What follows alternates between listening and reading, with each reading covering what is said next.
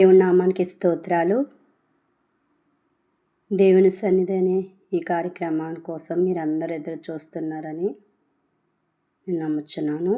దేవుడు ఈరోజు మనతో మాట్లాడబోయే వాక్యము కీర్తనల గ్రంథము 28వ అధ్యాయం 1వ వచనం చూద్దామండి. దావీదు గారు రాసిన కీర్తన. యెహోవా, నేను నీకు మొరపెట్టుచున్నాను, నా ఆశ్రయదుర్గమా, మౌనముగా ఉండక నా మనవి ఆలకించుము. నీవు మౌనముగా నుండిన ఎడల నేను సమాధిలోనికి దిగువాని వలె అగుదును. దేవునికి స్తోత్రం. ఏంటండి? యెహోవా, నేను నీకు మొరపెట్టుచున్నాను, ఆశ్రయదుర్గమా, మౌనముగా ఉండకు, నా మనవి నీవు ఆలకించు అని దావీదు దేవునికి ప్రార్థన చేస్తున్నాడండి. ఏంటంటే, మనకి కష్టం కలిగినప్పుడు, బాధ కలిగినప్పుడు మనుషుల దగ్గరికి పరిగెట్టడం కాదు, కానీ దావీదు గారు ఏం చేసేవారట?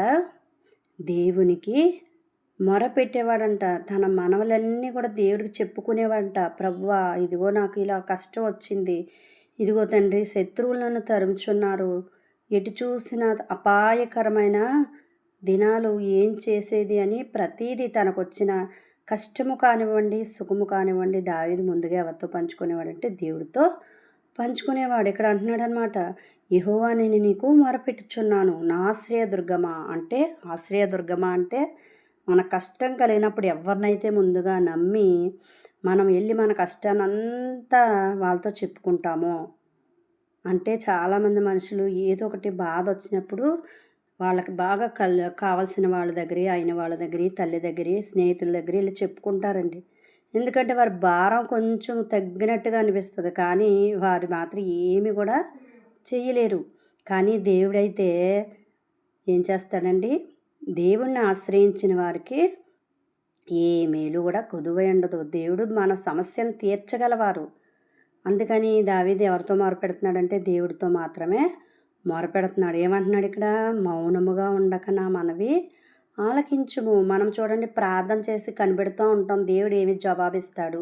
మనం ఎక్కడికైనా చదువుకోవడానికి వేరే ఊరు వెళ్ళాలి, అప్పుడు ఏం చేస్తాం? దేవుడి సన్నిధిలో చాలామంది కనిపెడతా ఉంటారు, ప్రభువా, మేము అక్కడికి వెళ్ళడం నీ చిత్తమా కాదా అంటే. చాలామంది వారిష్టానికి వారు చేసేవారు కూడా ఉన్నారు, కానీ అలా కనిపెట్టినప్పుడు ఏం చేస్తాడు దేవుడు? ఊరికినే ఉండకు, నా మనవి ఆలకించు అని దావీదు ఇక్కడ చెప్తున్నాడు. మనం కూడా దేవుడు మన మానవ ఆలకించే వెంటనే మనం చేసే పని మంచిదా చెడ్డదా అని వాక్యం ద్వారా కానీ దర్శనాల ద్వారా కానీ దేవుడు తప్పకుండా మనకు జవాబిస్తాడు. ఇక్కడ కింద చూడండి ఒకసారి, నీవు మౌనముగా నుండి ఎడల నేను సమాధిలోనికి దిగువాని వలె అగుదును. దేవునికి స్తోత్రం. దేవుడు మౌనంగా ఉన్నాడు అనుకోండి, మనకి ఏ దర్శనం ఇవ్వలేదు అనుకోండి, ఏం చేయాలో తెలియదు. ఏం చేయాలి, వెళ్ళాలా వద్దా? వెళ్ళడం అవసరం, అలాగని దేవుడు మాట ఇవ్వకపోతే వెళ్ళలేము. ఏం చేయాలని సంకేత్యంలో పడిపోతాం. అక్కడ దావీదు అదే అంటున్నాడు, నువ్వు మౌనంగా ఉన్నావనుకో నేను సమాధిలోకి దిగువాని వలె నేను అయిపోతాను, కాబట్టి నువ్వు దయచేసి మౌనంగా ఉండద్దు అని దావీదు చెప్తున్నాడు అనమాట అండి. ఎప్పుడు కూడా దేవుడితో మనవి చేసుకున్నప్పుడు దేవుడు మౌనముగా ఉండడు, కానీ మనకి వెంటనే జవాబిచ్చే దేవుడు. ప్రతి విషయంలోని మనం మనుషుల్ని ఆశ్రయించొద్దు, కానీ దేవుడిని ఆశ్రయిస్తే ఆయనే మనకి ప్రతి సమస్యని, ఇరుకుల్ని, ఇబ్బందుల్ని అన్నీ తీర్చేవాడు ఆయనే, కాబట్టి ఆయన మీదే మనము ఆనుకోవాలి. ఏమంటున్నాడు? నీ భారము, నీ పనుల భారము యెహోవా మీద మోపుము. ఎందుకంటే మన భారం దేవుడు మోస్తానన్నప్పుడు మనకి ఎందుకండి శ్రమ? దేవుడి మీద మోపినప్పుడు మన భారం అంతా ఆయనే మోస్తాడు. మన కాడి సులువుగా చేసే దేవుడై ఉన్నాడు, కాబట్టి మన ప్రతి సమస్యను దేవుడి సన్నిధిలో విజ్ఞాపన చేసి మొరపెట్టి ఆయన ఇచ్చే జవాబు కోసం మనందరం ఎదురు చూద్దామండి. ఆయన తప్పక మంచి జవాబు ఇస్తాడు. కాబట్టి మనందరం ఈ సమయంలో ప్రార్థన చేసుకుందాం.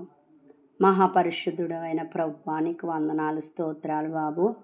అయ్యా ప్రభువా, మేము నీ సన్నిధిలో ప్రభువా కూర్చుని ఉన్నాం. ఇగో ఎంతమంది బిడ్డలైతే తండ్రి ఈ వాక్యాన్ని వినుచున్నారో, ప్రతి ఒక్క ప్రభువా బిడ్డ సమస్యల్లో, ఇరుకుల్లో, ఇబ్బందుల్లో, వ్యాధుల్లో, బాధల్లో వారికి ఉన్న తండ్రి అనేకమైన ఇంకా ఈ రోజుల్లో చెప్పుకోలేని సమస్యలు ప్రభువా, ప్రతి సమస్య నుంచి నీ ప్రతి బిడ్డను విడిపించండి అయ్యా, సహాయం చేయండి అయ్యా. అయ్యా ప్రభువా, నాన్నగారు నీకు వందనాలు. నీ తప్ప మాకు ఎవరున్నారు తండ్రి?